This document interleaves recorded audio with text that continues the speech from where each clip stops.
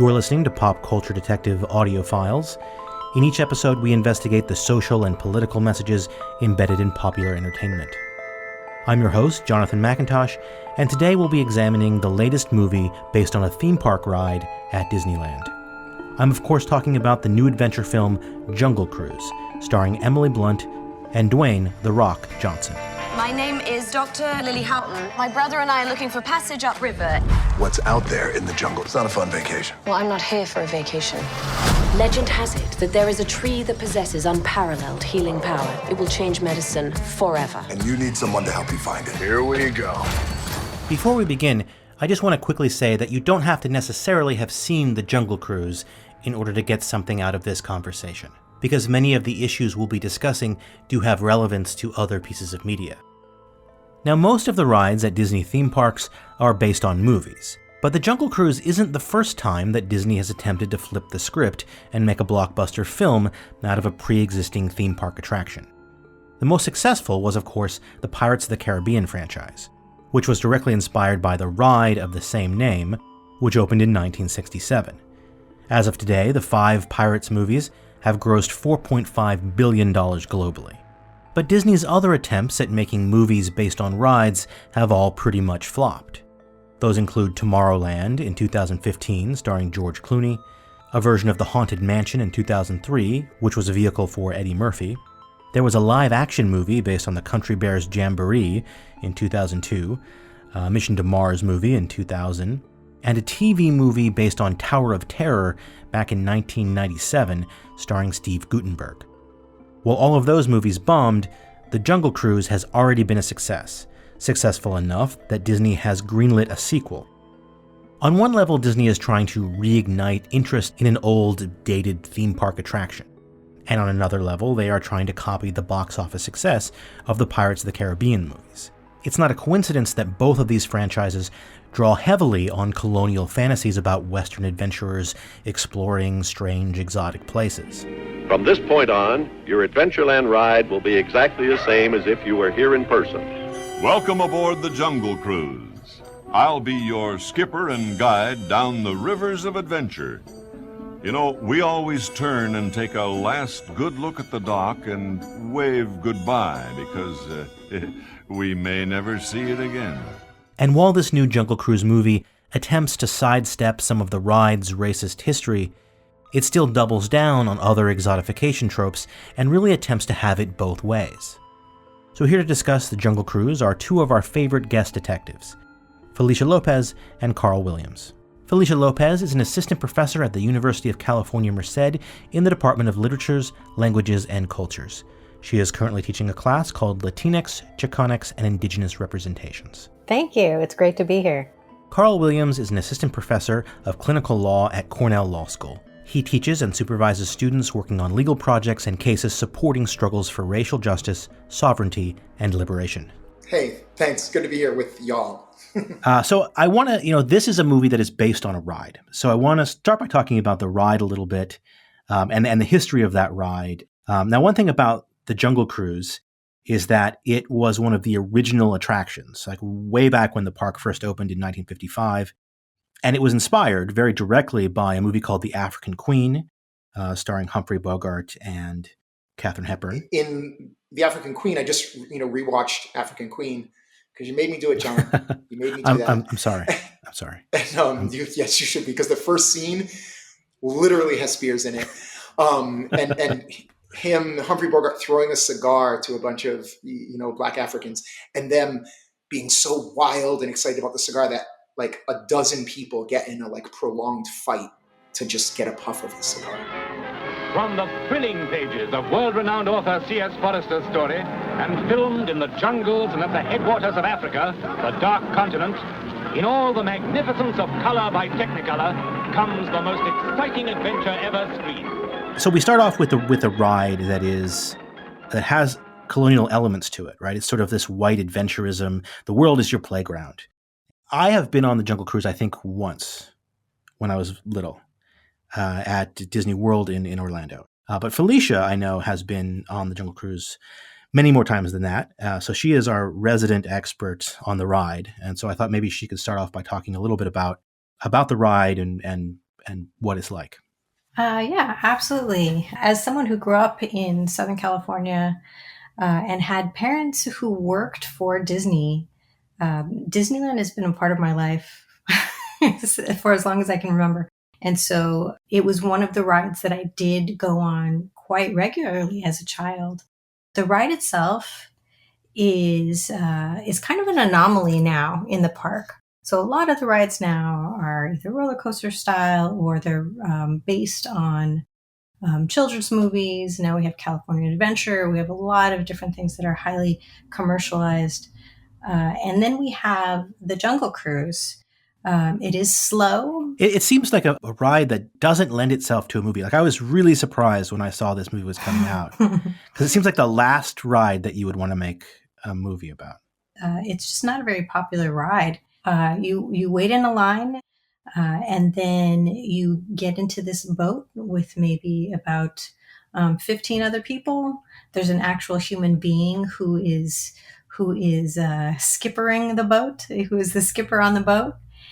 And they proceed to tell a bunch of corny jokes, and usually the same jokes every single time. They might change it up a few times. And so the ride takes you through the rivers of Asia, and then somehow you're then also in Latin America, and then you're also in Africa. And so just so people understand, this is like it's like a boat that's on like a track in the water. Right. And then there's a bunch of animatronic animals and figures. We are now entering Headhunter country, and just beyond is a native village. I'll try to get us as close as possible. Watch those bushes on the right. They sometimes ambush us there. There's a war party. These tribesmen grow to a height of 7 feet or more, and they have one aim in life, and that is to get ahead. Up until recently, the ride has included representations of Indigenous people. In the case of Disneyland in Southern California, we have Trader Sam at the end, who is the head salesman in the jungle, which basically means that he sells heads. Yeah, he's like an animatronic figure, or he was, and then he's holding... Right, and he holds up two of these shrunken heads, and, phenotypically he looks like a Black, perhaps African man, holding up these 2 shrunken heads, and the joke is that he'll trade you 2 of his heads for 1 of yours. It's got these racist tropes throughout. I'm surprised that Disney decided that the Jungle Cruise, is the ride that they want to try to turn into a mega franchise with mega stars. I mean, essentially this is an advertisement. This whole movie is an advertisement for Disneyland and Disney World, right? They want to sort of double dip. They want the blockbuster franchise that makes a lot of money in the theaters and on streaming. And then they also want it to act as an advertisement because the theme parks are really where Disney makes, the bulk of their money, or at least, pre-pandemic, they made the bulk of their money. John, can I just jump in on one thing there? Because I think there's a third thing that you didn't mention. And I think it's, so they want you to go to the movie and create a blockbuster franchise and they have, Fast and Furious, Pirates of the Caribbean, Jungle Cruise, 8, series of movies. And they want you to go on the ride. I think they also want you to come to the movie because they're building on a memory. Right, they're saying like people, because I watched a video of people talking about it, when the ride was first built, and they were saying the numbers of people who rode it in a day were in the thousands, right? So if you think that it's been a ride for more than 50 years, and I think that's one of the things that they're playing on in this, right? Because there's this collective knowledge. Yeah. I mean, there's a deep-seated cultural nostalgia now in the United States, especially, but I think globally as well around this ride, which they are absolutely trying to play on that nostalgia. And the other thing is, of course, merchandise. Is that a big part of Disney's corporate empire is merchandise, and if they can create more merchandise from this ride, and it's right, and then this movie. And that ties into the organization of Disneyland itself, because on a lot of the rides, once you exit into a store where you buy merchandise related to the ride or related to the movie that the ride was based on, or so on. I'd like to talk about how the ride has changed. Just before this movie came out, now the movie was delayed for 2 years because of the pandemic. But just before the movie was released, Disney revamped the ride. And they made some pretty significant changes to that experience with an eye for, in their PR language, diversity and inclusion and sensitivity, which is really Disney code for trying to make it a little bit less overtly racist. Disney Parks today announced some important changes to its popular Jungle Cruise attraction. The ride, featuring boat skippers telling fun puns about exotic animals, will now have some new features and storylines at both Disneyland and Disney World. And they are doing away with the images of indigenous peoples that had some criticized as insensitive. Essentially, they have removed all of the indigenous people animatronics, with the tribal masks and the spears and all that. They're all gone. They removed Trader Sam, who is no longer at the end there with those two shrunken heads. So they have made an attempt to try to turn the racism down from 11, although it's weird because this is like 50 years after people were like, hey, this is not okay. And they still have the character of Trader Sam in the larger myth of Disneyland, because there are 2 tiki bars where he is the proprietor of those establishments within the lore of those bars. And they have made some very small changes to those bars as well. So that you used to be able to, up until July, you used to be able to order a shrunken zombie head drink, and it would come in a like a customized mug that you could take home, and it was a shrunken head mug, and it would, and they've changed it now. So it's all exactly the same, except it's just called the zombie. And so, these tropes still exist and these characters still exist within Disneyland, and they're still profiting off of that. But they've tried to dial it down. And I think that that's important to talk about because in a lot of ways, they try to have it both ways, right? They want the nostalgia. They want to play on these sort of old colonial myths about white adventurers, but they also want to be seen as progressive. And then the movie, Emily Blunt's character is doing a different kind of colonialism. It's all under the guise of science and medicine and saving people. So I wonder if Felicia wanted to jump in about that. When you have people coming in and taking traditional lifeways away, there are a lot of dangers that go along with that. And that's a historical problem and has been going on since for as long as colonization. And so we can see the pharmaceutical industries are known to be spending a lot of time and money and energy investigating indigenous remedies and trying to find indigenous medicines that they can market. And so this is something that's been going on for a long time and in a very harmful way for indigenous communities. These are their natural resources, and they're being exploited without any sort of benefit to their communities. A lot of them just want you to leave them alone and stop taking their stuff. And so then we can see how this is truly a major problem. Right, because the core of the film is that Emily Blunt's character is going into the heart of the Amazon, and her motivation is that she's trying to find a magical, tree that has a magical petal that will cure anything. I think that's the thing. And so she's gonna make medicine out of it. Mm-hmm. She's gonna bring it back to London or wherever, mm-hmm. and they're gonna make medicine out of it, and it's gonna save lives. And everyone knows that is exactly how this works. Is once you find a medicine, it's just magically available to everyone on the planet. That's like the COVID vaccine. That's how the industry works. That's never questioned in this movie, right? I mean, this is just presented as a positive. There's a giant plot hole, which I was like, they have to fix this. Someone's going to put some plaster on this plot hole, because there are these indigenous people who live and apparently grew, developed, engineered a thing called the Tree of Life, right? And it is nearby. It's in the neighborhood, right? And they've used it because it has amazing properties. They also understood or developed or engineered it to have amazing properties. However, we don't know that, although that would be a more fascinating movie. And then somehow they stop, right? They discontinue this use, right? Right. But someone in England said, "Oh, I'm going to go to a place I've never been, hire a person I've never seen, and go to this place, and I'm going to find it." Which is this astonishing thing, because it just seen plainly, you'd be like, that makes no sense. First of all, why don't they already know?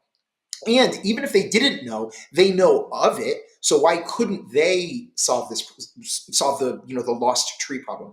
And I was like, somehow they have to explain this. Like someone got hit in the head, it closed up, or it's just the arrowhead left. So nobody can ever do this again, which is this astonishing thing. Like they created all this, I'm not sure if it's technology or magic, but someone once said, if technology is advanced enough, it looks like magic. So let's just call it technology. But they created all this technology to seal this, to make it so you can open it, to make it so you can do all these things. But they completely forgot how to use any of it, which just not explained. It's like, well, they're indigenous people, so you have to accept that they're dumb. And they need someone to come from Europe to fix this. Right. But they once were smart. Well, this is one of the continuing tropes, right? That's often presented in media of indigenous people, right? You have them and they're trapped in time. They're locked in time. They often present Native people, whether it's from South America or North America, as people who are still really tribal, and they're seen as backwards, they're seen as savages. And in this movie, they are trying to play it both ways and have them be kind of these headhunters, and they're intimidating and they're frightening. But it's just a show. That's just a show. Yeah, I mean, so on top of the lost technology and knowledge that they need the white person to come in and solve the puzzle, it's a scene from the ride. Frank is doing the riverboat. He's telling the puns, doing the jokes, and then the characters with spears come out of the bushes and start throwing blow darts at the boat. And it's exactly that scene from the ride, exactly. Except Frank gives him a wink, and so we know, so they're not really attacking the boat. They're pretending to attack the boat to make the ride more exciting, or the boat trip more exciting. This is like when the frat boy says, "Oh, it's just a joke." Like I don't really say the N word. Right. I really don't say the F word. I just was saying it in a joke. So put an asterisk there, and everything that I just did before is totally okay. Right. I mean, they want to have their cake and eat it too, right? They want to play on these tropes about indigenous savages attacking, but they also know that they can't do that in 2021. And they want to be seen as progressive, because it turns out that actually, no, the Native people aren't cannibals and they aren't headhunters. But, there's a part in the movie where the indigenous people capture Frank and Lily and McGregor, and they take them to their Ewok village. They take them to their tree house, and they're covered in like skull paint, and they have feathers and spears, and there's drums playing, and the camera very deliberately pans over a giant pot of boiling stew, right? And so there's all of these references to cannibalism and to savagery. And we're very much supposed to feel like that's what's happening. I mean, very deliberately. In fact, the Rock has a few lines which are puns about cannibalism. Right? He's got this joke where he says, like, it's a terrible place to be headed. He's got a whole thing about how they're going to eat you and wear your eyeballs as a necklace, right? So they're playing up all this stuff. And then it's a fake out, because it turns out that no, they're just pretending to be cannibals. Next time I'm gonna charge you more for this booga nonsense. Sam, we had a deal, okay? No, I'm tired, and this is a whole production with these ridiculous costumes. Lily, listen, the truth is I didn't get a chance to call this entire thing off. Remember, it's only a scam if you fall for it. There is one piece about the ruse, the indigenous ruse, let's call it the indigenous kidnapping ruse. It wasn't a ruse. 2/3 of that, this is the lawyer in me, and I apologize. 2/3 of that wasn't a ruse. If that thing happened in the real world, they did a very bad, criminal, violent thing to two of the people, right? Because if someone shot you in the neck, tied you up, and carted you off somewhere, you would be horrified. You would be like, what that person did to me was a crime. And they're fine with that because they're friends with, so this is the faux scene where Frank has, everyone aboard his boat kidnapped, in quotes, but it's not real because they're not really kidnapping them. But they were actually kidnapping the people who didn't know. They did, take them away, cart them off, and attack them. The thing that's problematic about that for me is they just did that because Frank asked them to, right? Right. And let's just think among us. If someone said, "Hey, I want you to play a trick on the people in my house. I want you to come in and poison dart all of them," and you're like, "Well, are they going to know?" No, they're not going to know. And then I want you to tie them up and throw them in the trunk of your car and take them to your house. Any reasonable, moral person would be like, that is a horrible thing. No human being who has any morals would do such a thing. I will not help you doing that, right? But they do. We sort of miss that. And then as we've been discussing, saying like, oh, it was fake, but it wasn't fake to them until, the reveal happened. So I think that is an important thing to remember, that these people just are this scenery that just does what they're told. They know Frank, so of course we will do this ridiculous, violent, also performatively ultra stereotypical, it's like, go act out the worst stereotype. But I think that's also a problem, right? Because there's we can go to a million movies, but loyal Indian scouts in the United States, many, many, many stereotypes of that, like Tonto, they just do what they're told. It's repulsive. It's a little meta there, but it still is. It would be a gross thing if any reasonable person asked another reasonable set of people to do that for a number of reasons. For me, it's really interesting to juxtapose how with the indigenous people, it's not even a real tribe, right? It's this hodgepodge of indigeneity, right? Where, if we look at at one point she's wearing this hat that looks kind of like the bowler hats that a lot of indigenous Bolivian women wear. Is she supposed to be Bolivian? I don't think so. They live in trees, right? So there's this confusion. It's not really linked to any one tribal group in South America, and yet the Spaniard is a real historical figure, right? Lope de Aguirre is his name. Who is very much like the Pirates of the Caribbean character of that conquistador and the cursed Aztec gold. And so we have this Lope de Aguirre character who is similarly cursed by the native people, by the indigenous leader. And so he's been tied to the Amazon River. Can I just one piece there is, I'm going to lie here. What I'm about to say is not true. So there's a prequel to this movie. It's called Aguirre, The Wrath of God. Oh.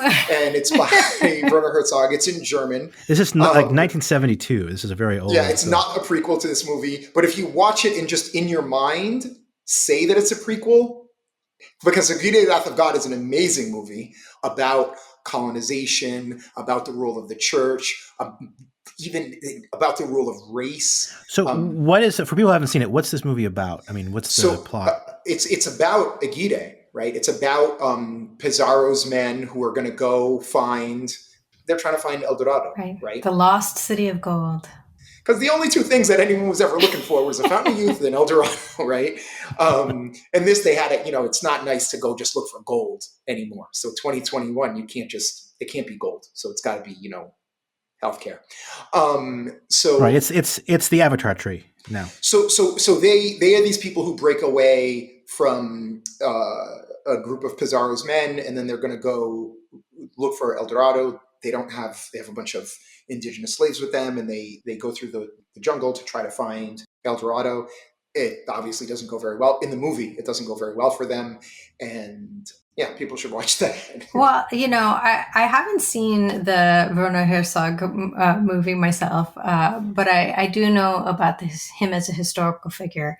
And, it's one of the things that really aggravated me about this movie, where the indigenous people are kind of some blurry mix of tropes about indigenous people. We have a representation of like a real historical Spaniard conquistador, and they've rehabilitated him, right? I mean, historically, he was a monster. Like even the other conquistadors thought he was bad. He was so bad, right? I mean, he's like a monster among monsters.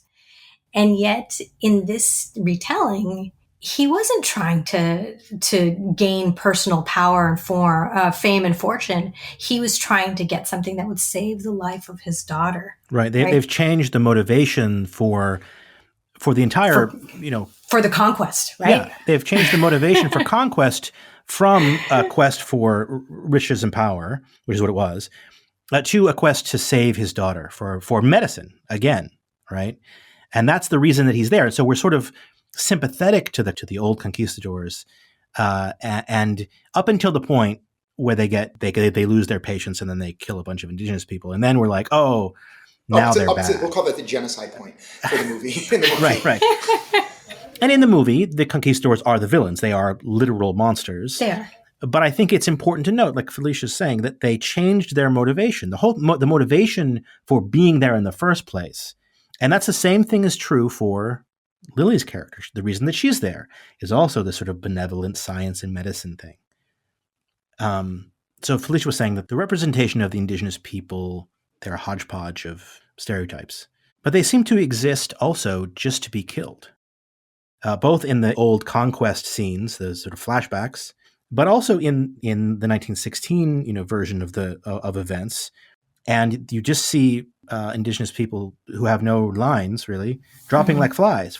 Right. And they don't know how to defend themselves, right? They're just kind of presented as this inept group of tree dwellers that are getting picked off. And there's this one really interesting scene where we have the brother McGregor, and he's an interesting character who I'm sure we're going to talk about in just a few minutes. But in the scene, he's taking out a collection of golf clubs. And he pulls out a driver and he says driver, and he shows these native people in the treehouse how to golf.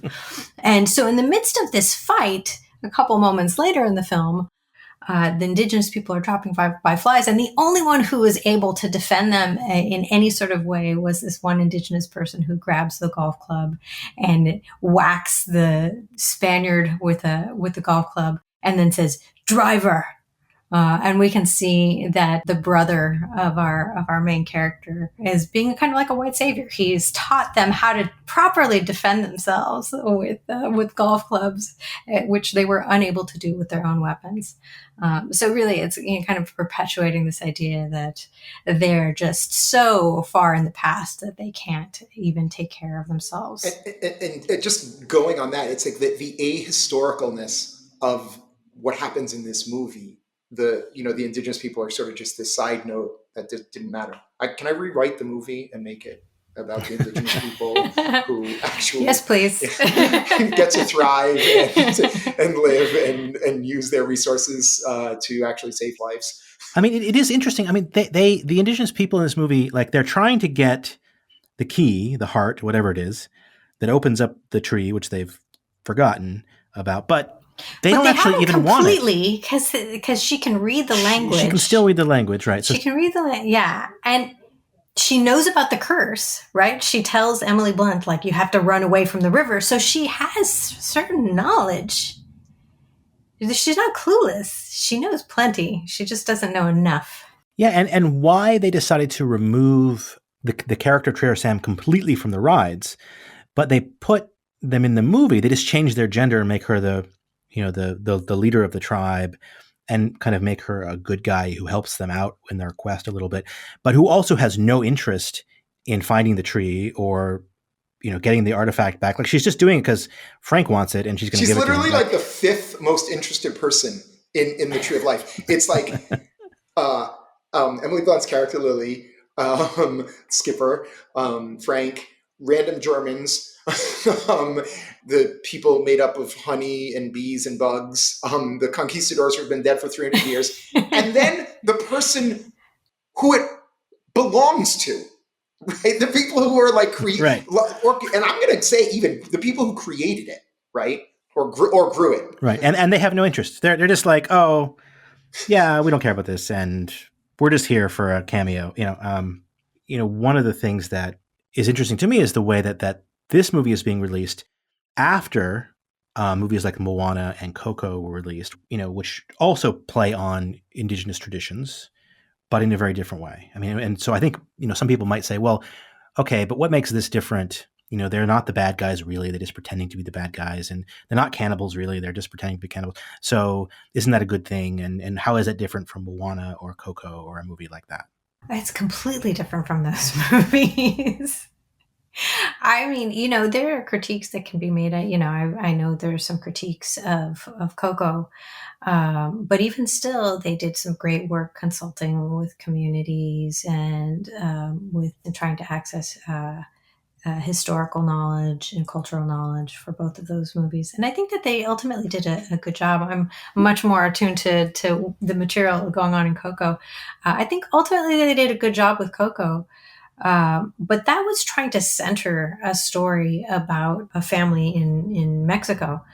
In this movie, that's not what they're trying to do. And the indigenous people are part of the environment. And this is also another common movie trope, is making them kind of indistinguishable from their natural environment.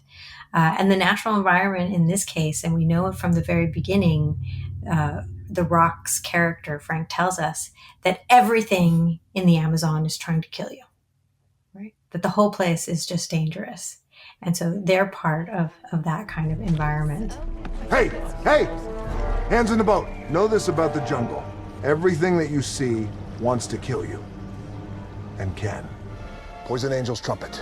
Strychnos. Curare. Banana spider. Marauders, dead of fever for never finding the fountain of youth. Adventurers, stung by stingray searching for cities of gold. Conquistadors cursed for slaughtering innocent natives. And I mean, this is another thing about this movie, is that there's a twist in the middle, and the twist is that Frank is actually a conquistador. Let's talk about the layers of colonialism here, because I was just going to actually, I would say specifically settler colonialism, because I think it's a different brand of your run of the mill colonialism, because Frank is there, right? Frank lives there, has been there longer than maybe, in lifetimes, longer than any single indigenous person, right? I think she asked him what he did, over all these hundreds of years. And he's like, I built the town. He's like, I know, I built the entire town. Right. And then there's a little, quick montage of him, not of him, but you just see the town being built, like in this sort of a hyperlapse or, speeded up way. Like Carl says, there is an element of settler colonialism, but the idea of having the hero of the movie, or one of the two heroes of the movie, be a conquistador, like someone at Disney thought this was a good idea. But he's a good conquistador, right? Just like Aguirre, right? They're there for good reasons. They're trying to save he was there for a girl. noble purpose, but then he was the one who was like, "Oh, I'm not cool with the killing." So, I'm gonna be the good guy and just settle and colonize this area for hundreds of years as the benevolent, benefactor of these people. It is a kind of a baffling choice, and it wouldn't work, except that The Rock is so damn likable. I mean, Emily Blunt is too. Like the whole cast, really. I mean, they are so likable and charming. If it had been any other actor, it might have been. And I was going to say that in my pro Rock statement here. I'll give an admission. I've seen all of the Fast and Furious movies. Oh my goodness! All 10 of them? I've seen all of them.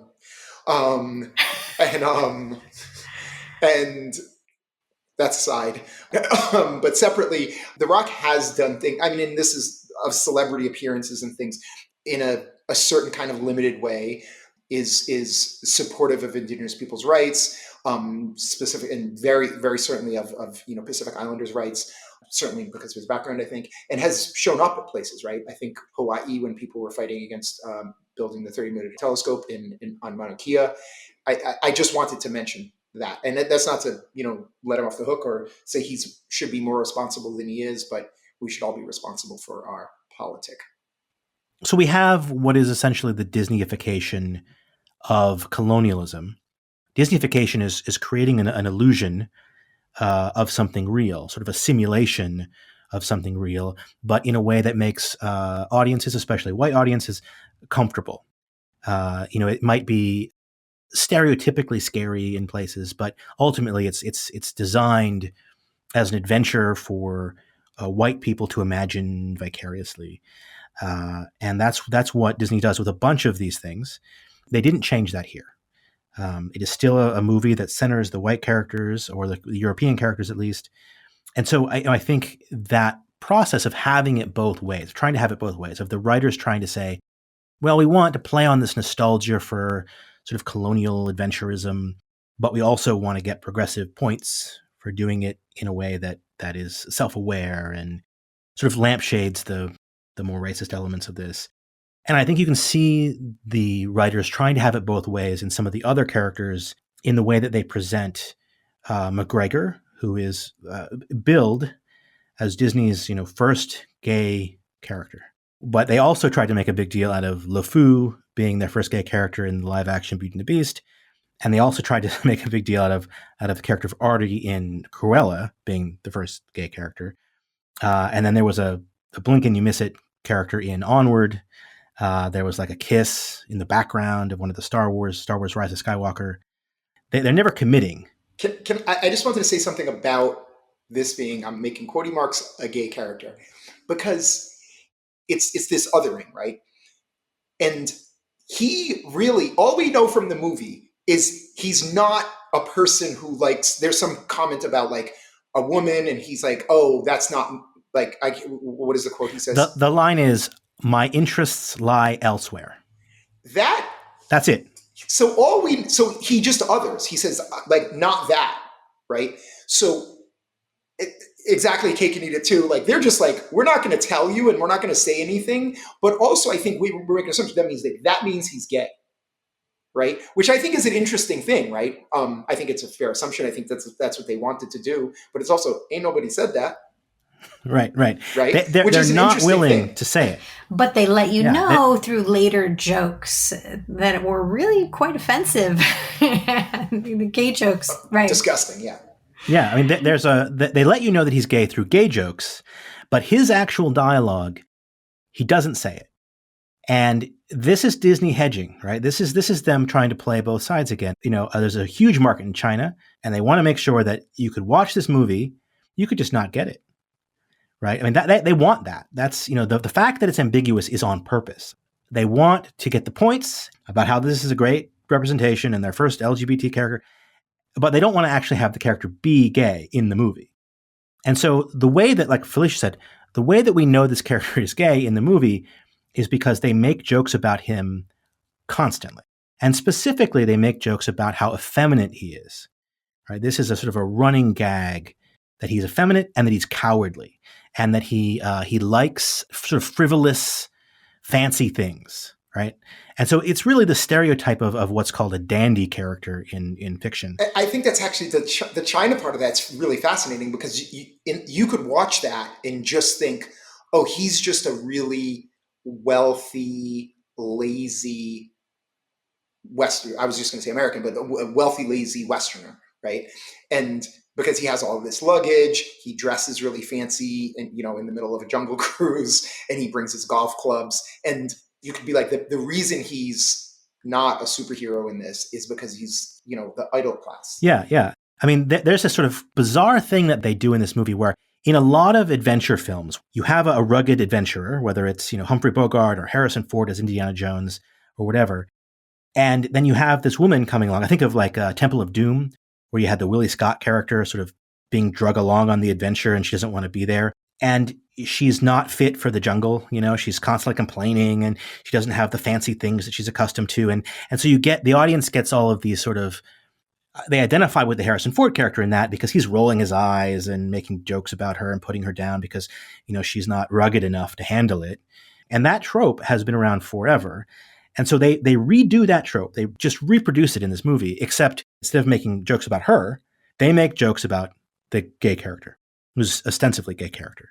And so that scene where they've hired Frank, they've hired his boat, he's going to take him down the river into the heart of the Amazon.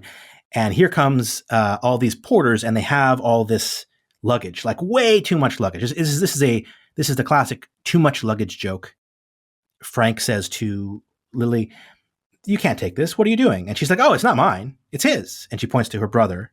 And then the Rock does his like, "Oh, well, you don't need this." And he throws it overboard. And you don't need this. And you don't need this. Those are my tennis rackets. It's a river cruise.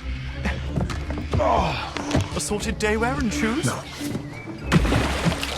light reading and bathing costumes? Good. It's that same exact joke that we have seen hundreds of times in media, except instead of making fun of the woman, they're making fun of the gay guy. I sort of like that. It's like they really split the traditional woman character into two people and said, okay, well, make all the sexist jokes, but point them at him so we can act like we're not sexist, and we can make him gay and then we're heroes. Right, 100%. While they're also highlighting how feminist Emily Blunt's character is by always wearing pants, right? That it becomes her name within the movie, just to highlight the fact that she's so progressive that she's defying the norm of wearing skirts and dresses and is wearing pants like a man. So we get that they kind of do a gender flip on us, right? But it's also really regressive in a lot of ways about the way it presents femininity, about the way it presents gender and sexuality. I was going to just add this one scene that I think is very telling of that. The faux women, like girl power, I think is the term that people would use in media. Girl boss. So she does this thing where she's like fighting off all these guys, and it's like amazing. You're like, whoa, girl power, go, right? And she's like running. Then she jumps up on the roof and she's running across this shingled roof. And The Rock is like, don't do that, don't do that, don't do that. And ultimately, he turns out to be right. I would say to the thrilling adulation of every dad guy watching this movie. Guy turns out to be right and has to come in and save her, even though she like kind of kicked butt for like 75 or 80% of it. And that happens that kind of scenario happens like 5 or 6 times in the movie, where she's like a badass, but not quite enough, right? Not quite enough. Big, huge rock guy has to come in and actually really save you.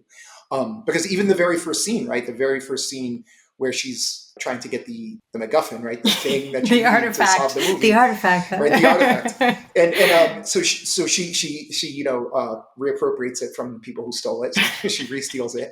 And everything works. And then ultimately she's, falling out of a window and she needs someone to save her, right? Because they were just like, yeah, we can't actually it's just not possible to have a woman who can address her problem and solve it singularly by herself.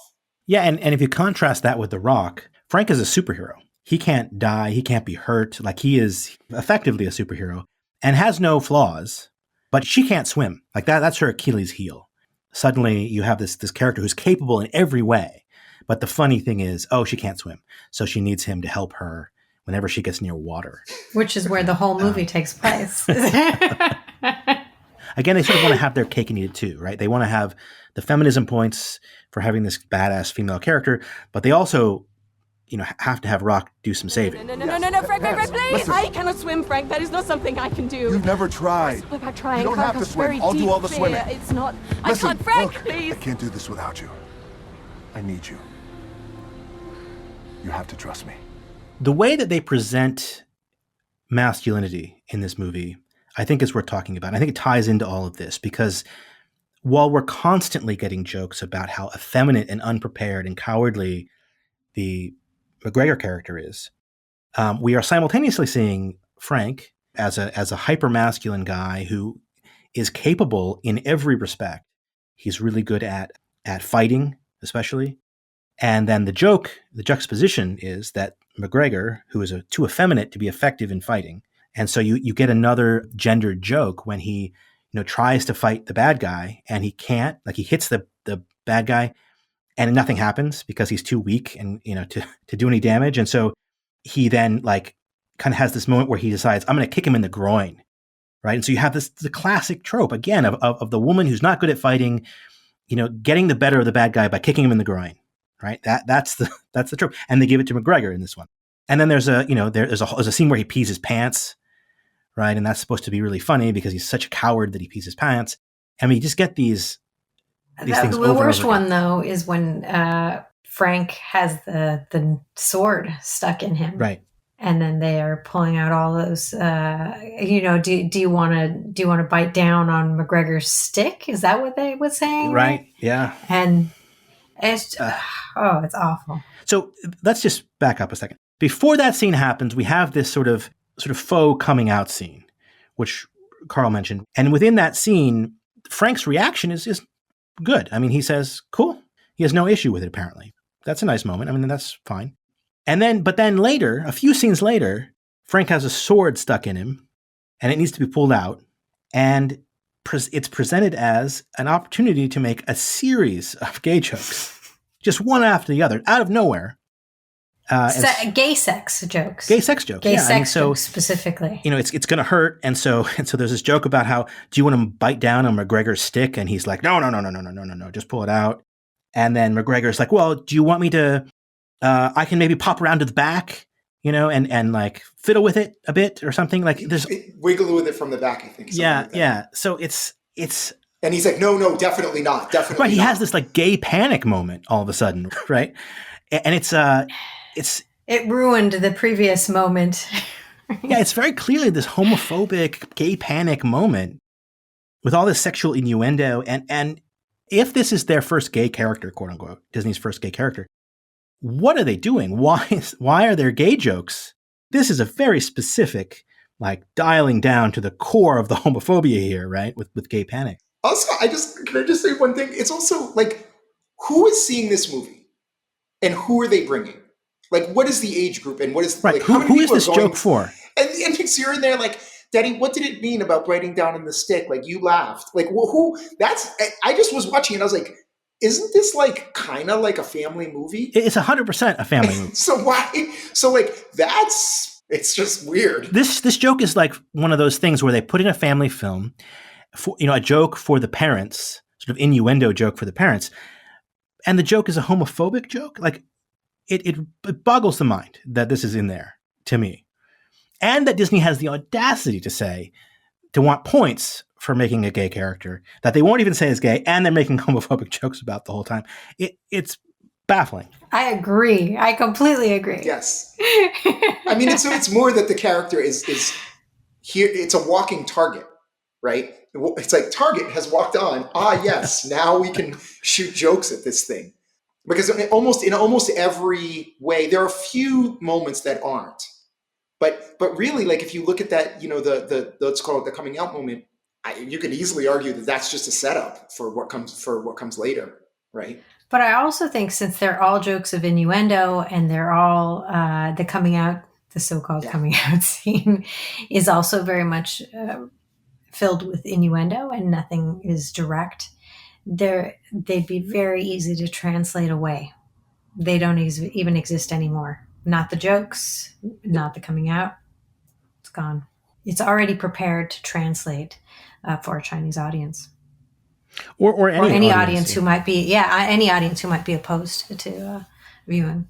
Gay representations. This is part of a larger pattern where Disney knows that a good chunk of their audience is going to be conservative, have regressive ideas about sexuality, and they don't want to lose those people. And so they kind of want to do, again, both things, right? They want to have a character be gay, ostensibly, but they also don't want to lose any of the people who would boycott the film or any sort of religious backlash. And so they're going to throw in the jokes about that character, essentially make it a joke to satisfy both audiences, looking for both the progressive and the regressive representation. And when we see that throughout, I mean, I do think that it's interesting the way that McGregor is the spoiled character who's a coward throughout the entire movie because he's not good at fighting. But at the end, they do turn him into a hero. And I think the way that they do that also says a lot about masculinity, about the way this movie understands masculinity, because at the very end, he learns how to throw a punch. And that's what makes him a hero. So, he's in this beautiful character. Yeah, he's in this standoff with the German prince character, the villain, and he finally, connects with a good punch, right? And it knocks him back, and he wins the fight. And then, a big rock falls on the bad guy, and he has the Disney death thing. McGregor becomes a hero. He has value because he's learned how to fight. Because nothing else that he could bring to the table is shown as useful. In fact, everything about him is considered to be a detriment to the adventure, right? It's his deep love, loyalty, and caring for his sister throughout his entire life. Right. It's just kind of meh. It's in the way, right? I mean, and I think they're saying a lot here about what's valued in masculinity, even in a character who is coded as gay, is they're saying, well, you can't be effeminate and still be a hero.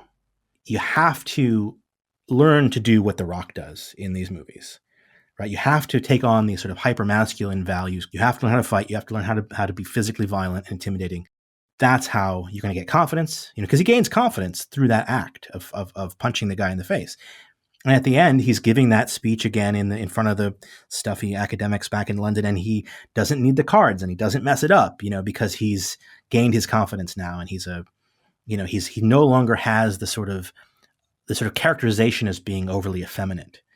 There's a value set that they've placed on that I think is very troubling. I think that is correct. And I think, and he sticks it to them in the end. I can't remember the quote, but he sticks it to the stuffy academic. The association. Yeah. And he's like, we're going to go to, Academy number 2, because obviously Academy number 2, as all academics know, is always going to be so much better. And it's going to be very progressive, filled with women and people of color. It's going to be great. Walk down the street to the other big old building. But in the same thing is like he sticks it to the man in the end. And that's, I think, in some sense, the other thing of masculinity. It's like any man that's ever been cut off and felt their masculinity rise in road rage. It's sort of that he's like, you said that to me before, but I'm going to get you back for what you did to me and my sister.